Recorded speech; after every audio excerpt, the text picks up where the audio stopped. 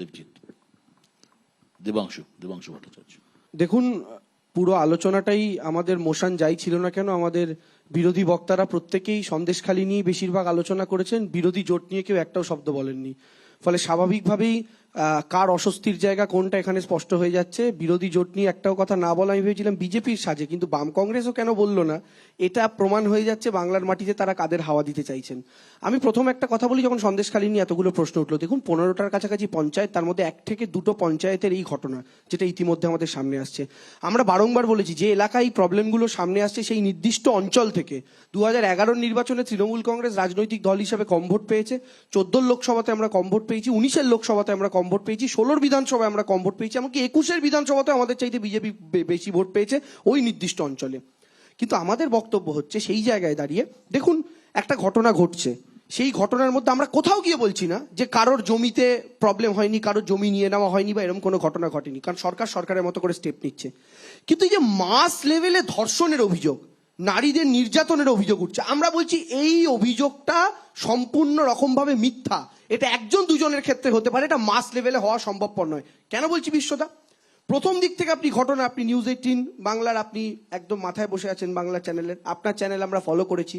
প্রথম দিন থেকে যখন থেকে সন্দেশখালিতে তৃণমূল কংগ্রেসের একটা মিছিল, আর সেই মিছিলকে কোট আনকোট একদল গ্রামবাসী তাড়া করলো, এখান থেকে শুরু হলো সন্দেশখালির ঘটনায় সাধারণ মানুষের কোট আনকোট বিক্ষোভ, সেটা আনফোল্ড হওয়া। সেই প্রথম দিন থেকে যে ঘটনাগুলো ঘটলো, 7 দিন 8 দিন পরপর যে ঘটনাগুলো দেখালো, সব মায়েরা কিন্তু সামনে এসে বুক চিতিয়ে কথা বলছিলেন, কারোর মুখ ঢাকা ছিল না। নির্যাতনের কথাও তারা সামনে এসে বলছিলেন, কারোর মুখ ঢাকা ছিল না। যেদিনকে বিধানসভায় দাঁড়িয়ে মমতা বন্দ্যোপাধ্যায় বহিরাগতদের কথা বললেন যে ওখানে বহিরাগতরা ঢুকেছে, ঠিক সেই দিন সন্ধ্যেবেলা থেকে আমরা দেখতে পেলাম প্রত্যেকটা টিভি চ্যানেলে একদল মানুষ মুখ ঢেকে কথা বলা শুরু করলো। তখন এই অজুহাতটা দেওয়া হলো যে না, আদালতের নির্দেশ আছে। হ্যাঁ, আদালতের নির্দেশ আছে, কেউ যদি নিজে নির্যাতিতা হন তিনি অবশ্যই মিডিয়ার সামনে মুখ ঢেকে কথা বলবেন, তিনি মুখ খুলে আসবেন না, এটা একদম সঠিক কথা। কিন্তু যারা নিজেরা নির্যাতিত নন, ওখানকার অত্যাচারের গল্প শোনাচ্ছেন, তারা নিজেরা কেন মুখ ঢেকে আসছেন? এই মানুষগুলোই যারা প্রথম 7 দিন 8 দিন মুখ খুলে কথা বলছিলেন, মমতা বন্দ্যোপাধ্যায় বহিরাগত কথাটা বলার পরই তারা কেন মুখ ঢেকে ফেললেন? প্রথম প্রশ্ন। 2 নম্বর বক্তব্য কি, আমরা প্রথম দিন থেকে এই কথাটা বলে আসছি, ওই এলাকার সিপিএম এর বিধায়কের নাম ছিল নিরাপদ সর্দার। গল্প বলা হচ্ছে 12 বছর ধরে এই অত্যাচার চলছে, 12 বছর তৃণমূল ক্ষমতায় এসছে বিশ্বদা। 2011 সালের বিধানসভা নির্বাচনে সন্দেশখালীর এমএলএ যিনি জিতেছিলেন তার নাম নিরাপদ সর্দার, বর্তমানে সিপিএম এর রাজ্য কমিটির সদস্য, 2016 অব্দি এমএলএ ছিলেন। তার মানে তৃণমূলের 12 বছরের মধ্যে তার এই 5 বছরটাও পড়ছে।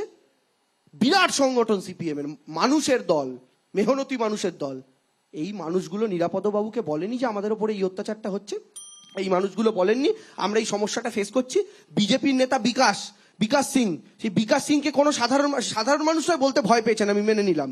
শাহজাহানদের ভয় পেয়েছেন, সোকল্ড উত্তমদের ভয় পেয়েছে, শিবুদের ভয় পেয়েছে, সিপিএম বিজেপি নেতাদের তো ভয় পাননি। তাদের কাছে গিয়েও তো বলতে পারতেন যে আমাদের সাথে এই ব্যাপারটা হচ্ছে দাদা, আপনারা আন্দোলন করুন। মিডিয়ার সামনে মুখ ঢেকে বলার চাইতে অনেক সেফ সিপিএম বিজেপির কানে কানে গিয়ে কথাটা বলা। তারা এইটাও কেন বলেননি? 2টো জিনিস হতে পারে, তারা বলেননি তাহলে ঘটনাটা হয় সত্যি নয় যেটা প্রকাশ করা হচ্ছে, আর না হলে তারা বলেছিলেন সিপিএম বিজেপির নেতারা এই ব্যাপারটা এতদিনকে প্রকাশ্যে আনেননি। কেন? তাহলে কি তৃণমূলের শাহজাহানের সাথে বিকাশ সিং বা নিরাপদ সর্দাররাও প্যাক্ট হয়েছিলেন?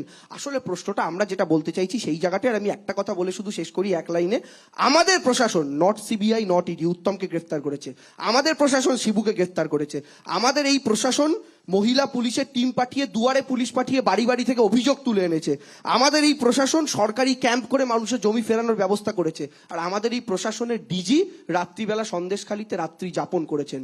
এটা সিপিএম এর টাইমে হলে এই সন্দেশখালীকে কেন্দ্র করে এতক্ষণে 5খানা নন্দীগ্রাম হয়ে যেত। মমতা ব্যানার্জি মা মাটি মানুষের সরকার বলে পরিস্থিতি নিয়ন্ত্রণের বাইরে যায়নি। Thank you. ধন্যবাদ দেবাংশু।